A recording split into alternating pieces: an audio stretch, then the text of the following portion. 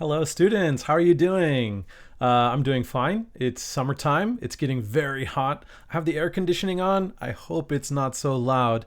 And this summer, we can't travel anywhere. That's too bad. I usually like going to the beach. I like traveling, like swimming in the ocean. 2 years ago, 3 years ago, me and my wife had a beautiful Hawaiian wedding party and honeymoon in Hawaii. And Hawaii was a beautiful place. I loved going there. Probably many of you have been there as well. And in Hawaii, I bought this mask. Last week, you saw it up on my wall. But this is called a tiki mask. A tiki mask is from the Polynesian people. The Polynesians were a culture, a group of people. Polynesia is also called Oceania or Oceania. And this week, we are going to study English, but we are going to read about the Polynesian migration, the Polynesian people finding all the little islands in the Pacific Ocean. And we're just going to read about how they did that, what are some theories about their culture, and just different ideas and things about Polynesia. So I hope you guys like Polynesian culture. Yay, tiki mask. All right, let me put this down. All right, Mr. Tiki, please pay attention to my video. So you can find the article on the Chit Chat Club blog. It's called The Voyages of Ancient Polynesia.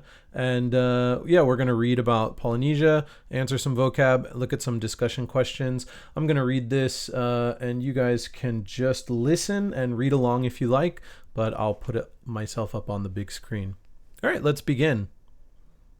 Around 2,000 to 3,000 years ago, a small tribe of people called Lapita in Eastern Asia built many small canoes.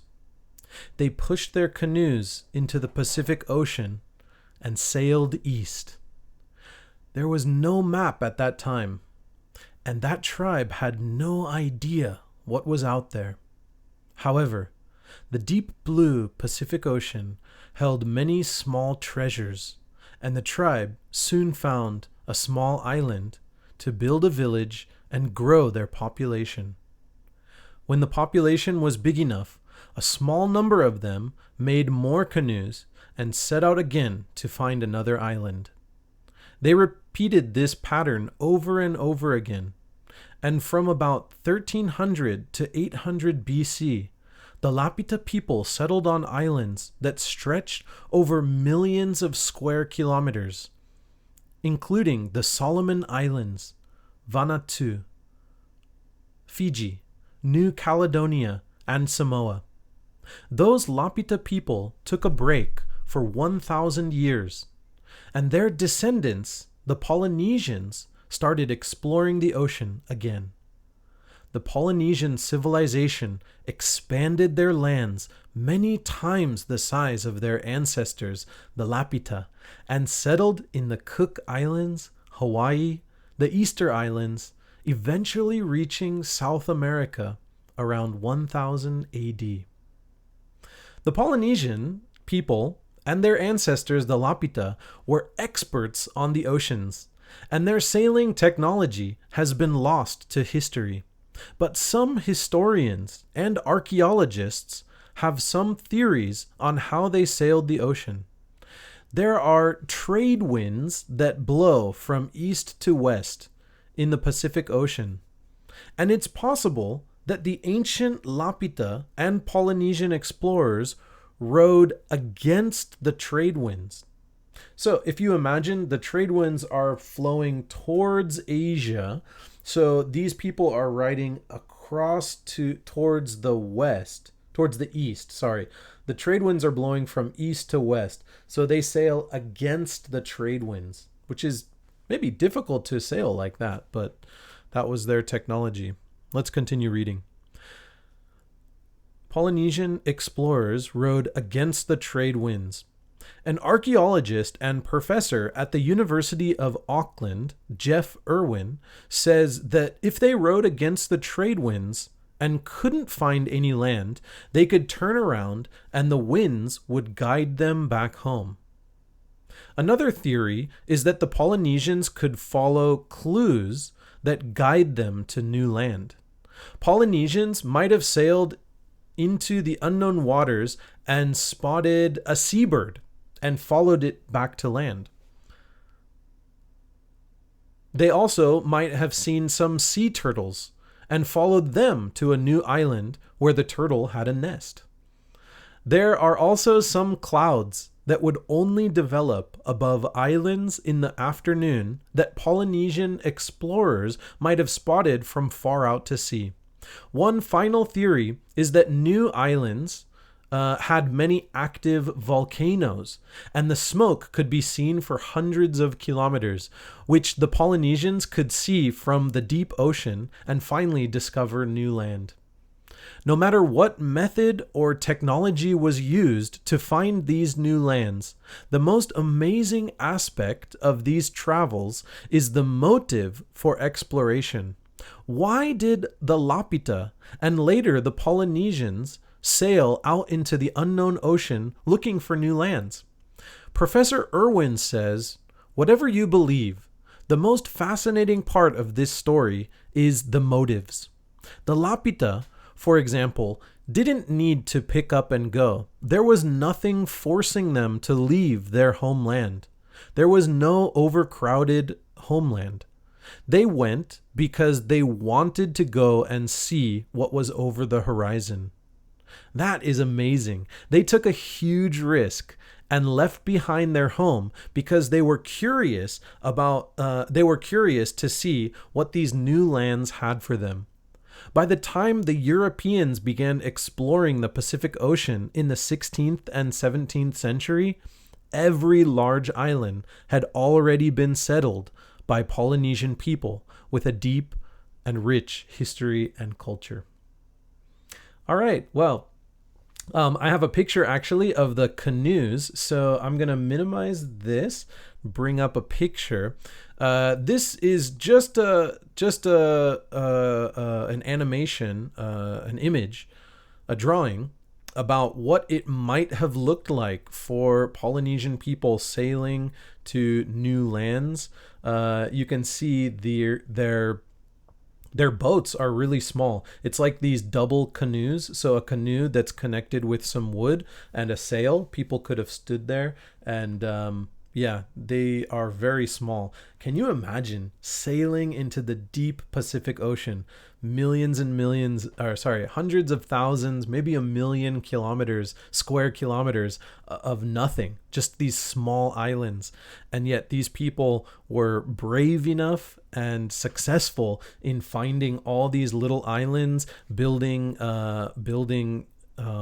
new homes, starting new villages, and then when that village became big enough, setting out again after 20, 30, 40, maybe 100 years, setting out again and finding a new island. And that's why we have Hawaii, that's why we have New Caledonia, even New Zealand and Australia are filled with Polynesian people because they sailed all Papua New Guinea and Fiji and so on.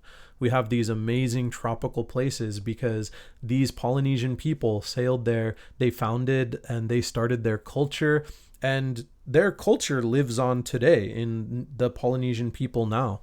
We have many amazing artworks and house structures. Polynesian people have a lot of tattoo. I know tattoos are not so famous in Japan, but when you look at the tattoo designs that are on the bodies of some of these big rugby players, those Polynesian style tattoos, you can't deny that the artwork on those tattoos look really incredible. So this is a picture of what their migration might look like. You can see some of the houses of the new village on the side. They lived close to the ocean. They ate fish, much like the Japanese people. They had farms. They built some castles and things up on the mountaintop, some walls. And they had a really deep religion as well. Okay, well, Let's take a look at the vocabulary. Just a couple words today, not many. But our first word is settled. Settled.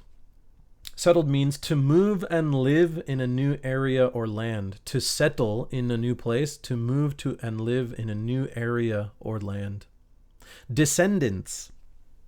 Okay, so you know the word ancestor. Ancestor is the opposite of a descendant. So a descendant is a person or group of people who is descended from a particular ancestor. So the Polynesians were descendants of the Lapita.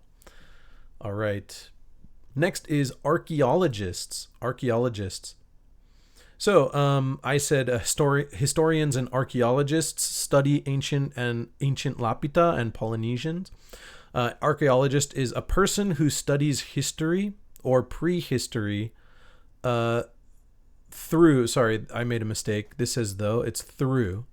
A person who studies history or prehistory through the study of artifacts and other physical remains. Prehistory is culture of people before they wrote down events and things. So there's no writing system. So you just have to find like a building, an ancient building or an ancient like pottery, and you have to build the culture off of those artifacts, physical remains. All right, and number 4 is motive. Motive. Motive means a reason for doing something. So in the essay, it says, whatever you believe, the most fascinating part of this story is the motive. The Lapita, for example, didn't need to pick up and go. There was nothing forcing them to leave their homeland. There was no overcrowded homeland. They went because they wanted to go and see what was over the horizon. That's a really interesting quote, and this quote gave me the inspiration to research and write about the Polynesian migration. All right, so these discussion questions, you guys will have to think carefully about your answers. So if you don't want to do too much thinking, just pick the ones that you like, pick the ones that are easiest for you, and go ahead and write about that. But if you want an extra challenge, go ahead and pick one of the difficult ones and try your best to make exciting, thoughtful answer. And I'll read everything you guys write, as always.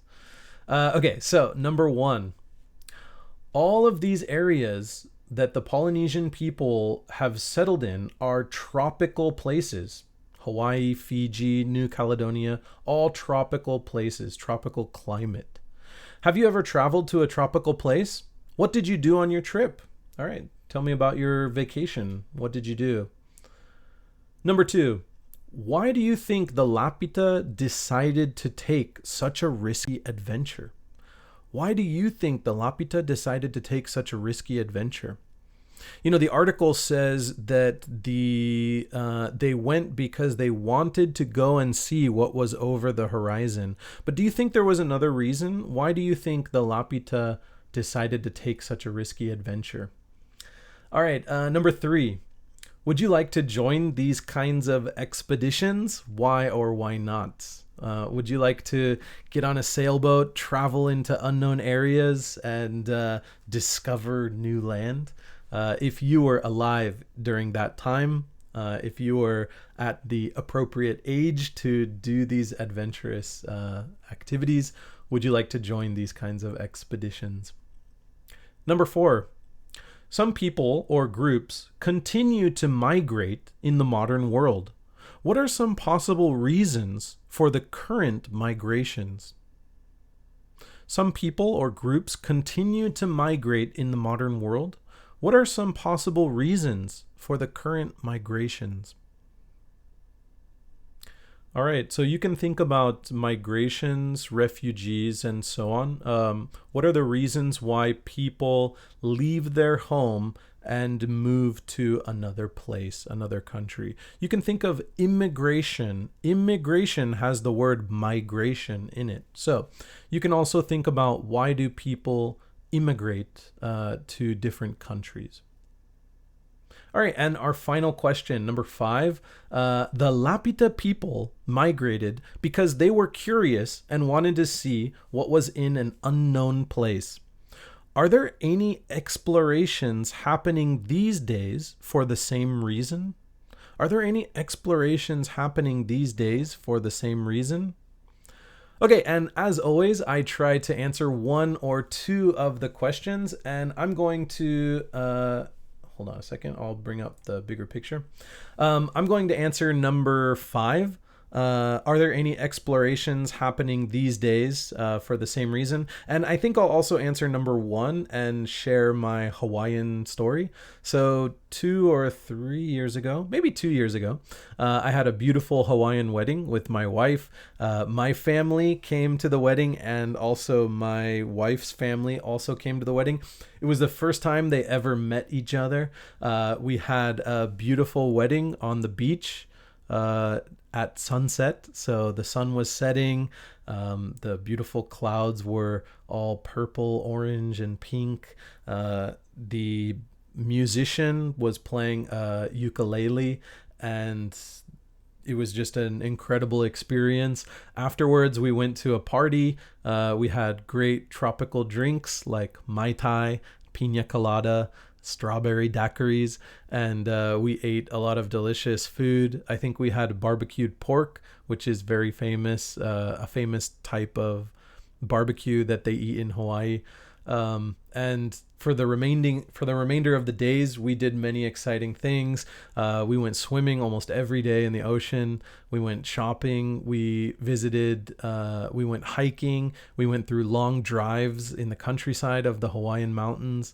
We also went parasailing, where the boat pulls the parachute and you go very, very high up in the air. It was a beautiful adventure. And I'll answer number 5 as well. So number 5 says, the Lapita people migrated because they were curious and wanted to see what was in an unknown place. Are there any explorations happening these days for the same reason? Okay, so this question is, are people exploring unknown places these days? Are people exploring unknown places these days? And I think, yes, they are. Several unknown places people are exploring. And I have one example. People are still exploring the Pacific Ocean, not the surface of the Pacific Ocean. They are going deep underwater and they are exploring the ocean floor. Apparently, a small percent of the ocean floor has been discovered, but a lot of the ocean floor is not yet discovered. It's an unknown place, but researchers, marine biologists, scientists, they are diving down in little submarines to the ocean floor. They are studying the floor, the sand, the plants and animals down there. They are learning many things about nature and the world at the ocean floor. Can you think of other unknown places that people are going to, other unknown places people are exploring? All right, it's up to you to decide. All right, well, thank you for listening again for this online lesson number 11, and I look forward to all of your answers in the comments. Thank you so much for joining Max Sensei's online English lesson. See you next time. Bye.